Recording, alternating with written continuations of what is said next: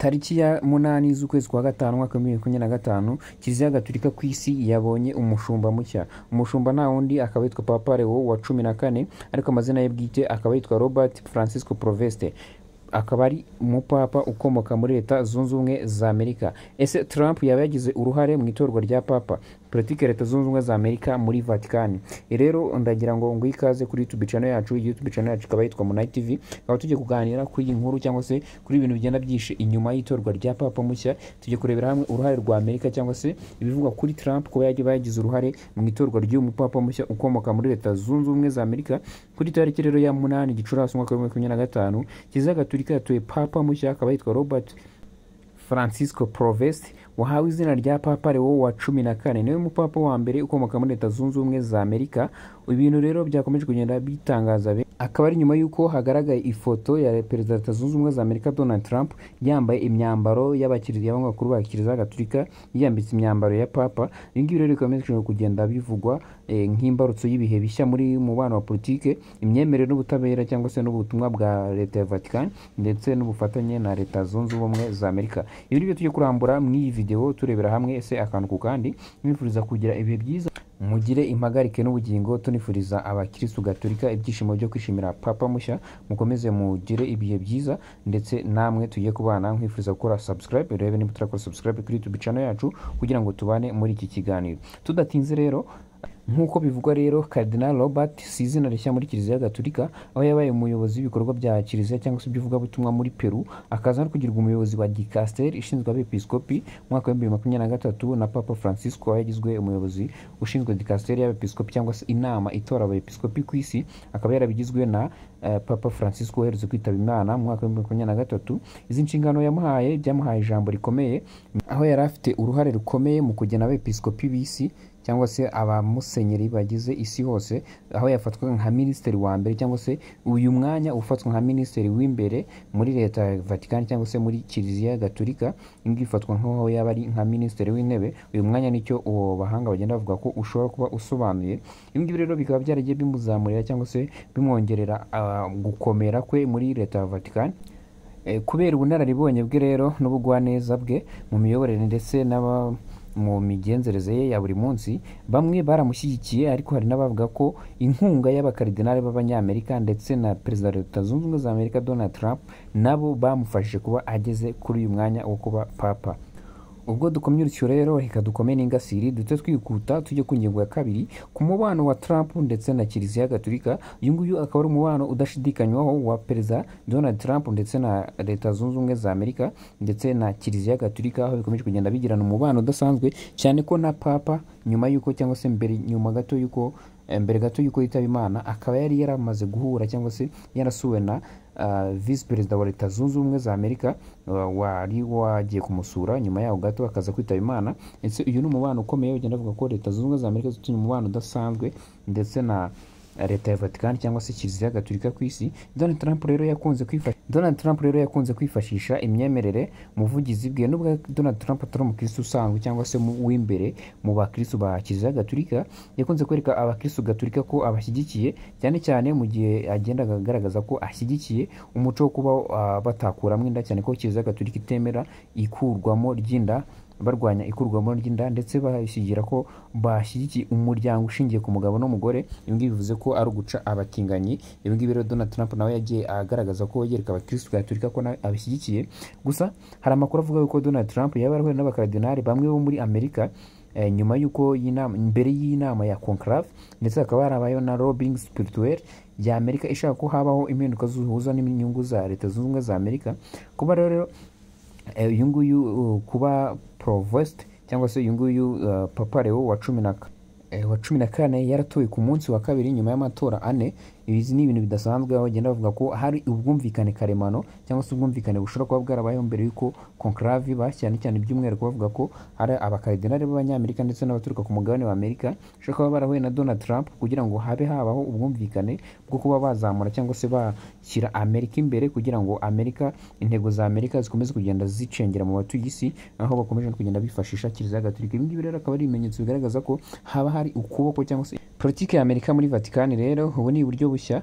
Ni kenshi Amerika yagiye igaragaza mu kugira uruhare mu miyoborere y'isi biciye mu kugira ubukungu, intwaro ndetse n'imibanire mpuzamahanga, ariko Kiliziya Gatolika nayo ni urwego rukomeye mu bunararibonye bw'isi, rukaba ari urwego rufite hafi miliyari imwe n'ibice bitatu by'abatuye isi cyangwa se by'abayoboke. Iyi ngiyi rero akaba ari abantu benshi cyane. Gushyigikira papa rero w'umunyamerika, ni Amerika ishobora kugira ni impamvu ishobora kuba ituma Amerika yagera ku mitima y'imyemerere y'abatuye isi benshi. Abakomeye muri ubutegetsi bwa Leta Zunze Ubumwe za Amerika cyangwa se abakomeye hafi ya Trump bavuga ko iki ngiki ari ikimenyetso cy'uko Imana yaba yarahaye umugisha gahunda ya Amerika, naho abaharanira ko Kiliziya idakwiye kubogamira kuri politiki bakavuga ko ibingibi bishobora guca intege kwishyura ukwizana kwa Vatican. Ibingibi rero ni ibintu bikomeje kugenda biteza impaka zitandukanye. Ibingibi bikomeje kugenda bituma abantu benshi bibaza, ese ibingibi bifite ireherezo kuba hatoye papa wa Amerika w'umunyamerika? Kuba Donald Trump mu minsi yashize haragaragaye ifoto yiwe yigize cyangwa se yambitse imyambaro ya papa. Ibingibi bikomeje kugenda bitera urujijo abateye isi. Ibingibi rero bikomeje kugenda bituma abantu benshi bajujura bavuga ngo ese papa mushya, Amerika, politiki ya Amerika igiye kongera yigarura isi nyuma y'uko babinyujije mu ntwaro nk'uko twabibonaga mu mibonano mpuzamahanga, ndetse barashaka no kwigarurira isi babinyujije mu iyobokamana. Bakavuga ati Amerika rero ikomeje kugira ya ntego yayo cyangwa se ya propaganda yayo yitwa America First, aho bakomeje kugenda bagerageza buryo ki Amerika yaba iya mbere cyangwa se yakomeza kuba igihangange ku isi hose. Ibi ngibi rero akaba ari ibintu bigenda bitangaza abatuye isi, ari nabyo natwe tugenda turebera hamwe, ese ni gute Amerika cyangwa se ni uruhe ruhare rwaba ruri mu kuba papa mushya yaba yabaye umunyamerika. Ni nibyo tugenda dusesengura akantu ku kandi. Reka dukomeze rero tugenda turebera hamwe, ese koko Donald Trump yaba afite uruhare mu itorwa rya papa mushya? Nta bimenyetso bifatika bigaragaza ko Donald Trump cyangwa se guverinoma ya Amerika yivanze mu matora, ariko mu by'ukuri tugerageje kureba nka perezida wahoze ayobora igihugu gifite ijambo rikomeye ku isi, ubwo turavuga Donald Trump, ashobora kugira uruhare mu guhindura icyerekezo cy'imyumvire. Nk'uko twabonye ko Donald Trump yaba yaragiranye inama n'abakaridinari baturuka muri Leta Zunze Ubumwe za Amerika ndetse n'abandi baturuka ku mugabane wa Amerika, ndetse biravuga ko n'abandi bo ku mugabane w'Uburayi nabo baba baragiye bavugana na Trump, cyane ko Trump nawe ni umuntu uvuga rikijyana ku isi hose, cyane ko n'abariya nabo baba bakeneye icyo twakwita nka power cyangwa se imbaraga zidasanzwe. Ibingibi rero bagenda bavuga ko kuba Donald Trump ari umuyobozi ukomeye ku isi cyangwa se uyoboye igihugu gikomeye ku isi, nabyo bishobora kuba bifite impinduka cyangwa se bishobora kuba bifite uruhare mu kuba hahindurwa icyerekezo cy'imyumvire cyangwa se byabangamira itora mu buryo bumwe cyangwa ubundi. Gushyigikira umukandida ubona ibintu kimwe n'abarwanashyaka be kugira ngo kugira ijambo mu itangazamakuru kwa Donald Trump ndetse no kuba ari umuyobozi ukomeye ku isi, nabyo bigenda bigira uruhare mu kuba yaba bivuga ko nawe yaba afitemo ukuboko cyangwa se Amerika yaba ifite ukuboko mu iri torwa rya papa.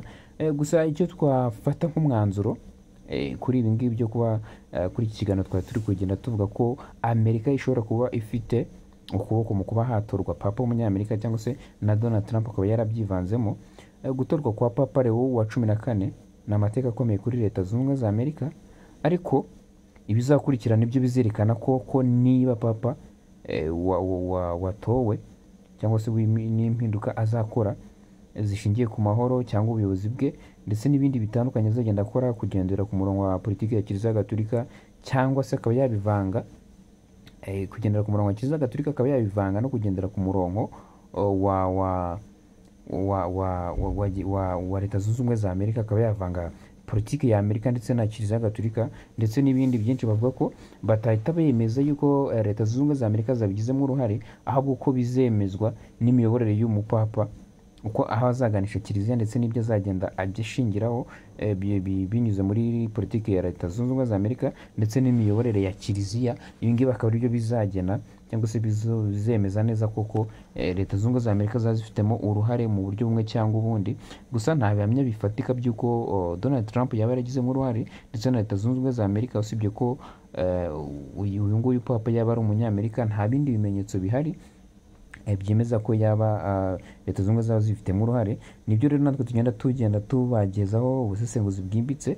Reka ngushimire rero twabanye muri iki kiganiro, nkwifuriza kugira ibihe byiza ndetse no komeza kunogerwa na biganiro binyura kuri YouTube channel yacu Munani TV. Nkwifuriza gukora subscribe, niba utarakora subscribe kora subscribe kuri YouTube channel yacu kugira ngo tujye tubana mu biganiro bitandukanye, tugize ibiganiro bya politiki, ubukungu ndetse n'ibindi byagufasha kwiteza imbere binyuze mu biganiro tugenda tunyuzaho bya buri munsi. Ngira nkwifuriza rero gukomeza kugira ibihe byiza, tunifuriza ishya n'ihirwe papa mushya watowe, Imana ibarinde.